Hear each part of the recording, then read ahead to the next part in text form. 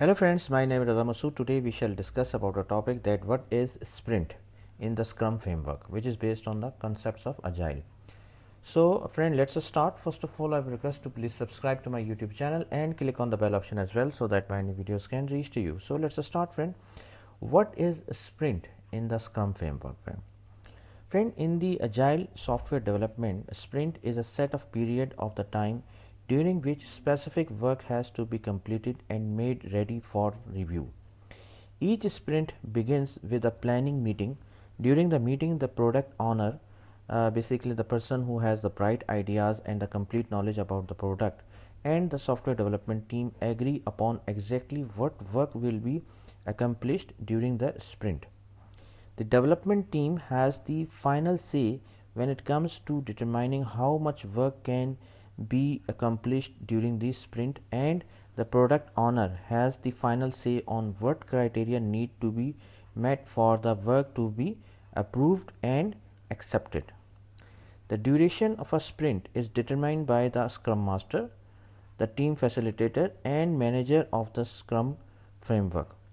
Once the team reaches a consensus for how many days a sprint should last, all future sprints should be the same.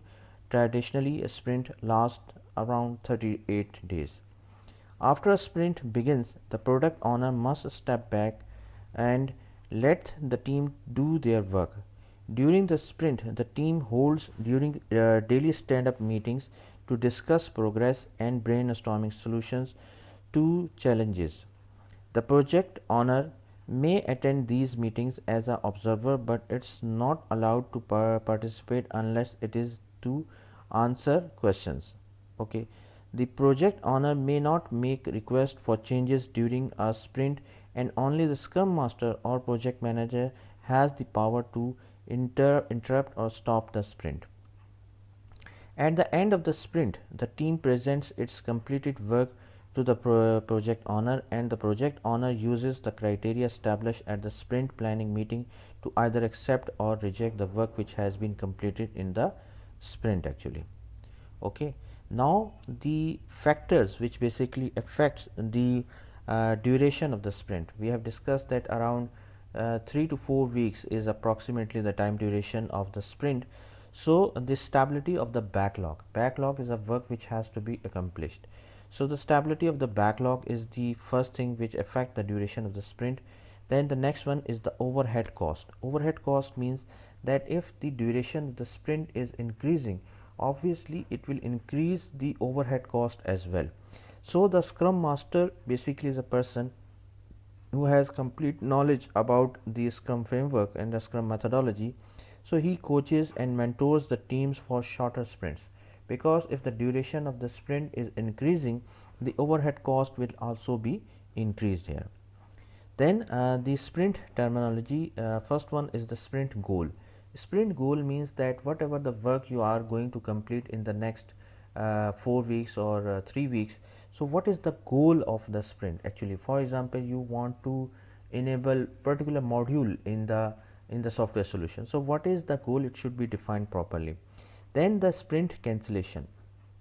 Sprint cancellation means that if there is any major change, or if there is any major change in the priority of the sprint of the work which we are going to implement, so the sprint can be cancelled in that case.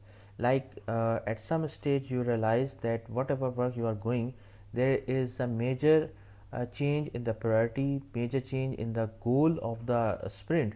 So there is no need to continue or proceed the existing sprint, so a sprint can be cancelled as well.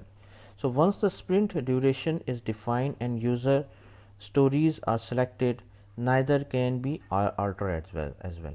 That means once the sprint started, so user stories are the functional requirements. So if the sprint is started at that moment, you cannot basically alter the user story. So if there is any change, so it can be sprint can, and that in that case sprint can be cancelled. So the sprint artifacts, first one is the product backlog. As described in the Scrum guide, the product backlog is an ordered list or prioritized list of the everything that is known to be needed in the product. it contains the user stories for the entire project. Again, user stories is the functional requirements which needs to be developed. Then the next one is the sprint backlog. The sprint backlog is the set of product backlog items selected for the sprint plus a plan for delivering the product increment and realizing the sprint goal. Next one is the increment. Increment is the sum of product backlog items completed during a sprint and of all previous sprints. At the end of the sprint, the new increment must be done as well. Here remember friend that there is a definition of a done. Done is a very important term in the Scrum framework. Done means that something that has been completed and can be shipped to the customer, ready to ship to the customer.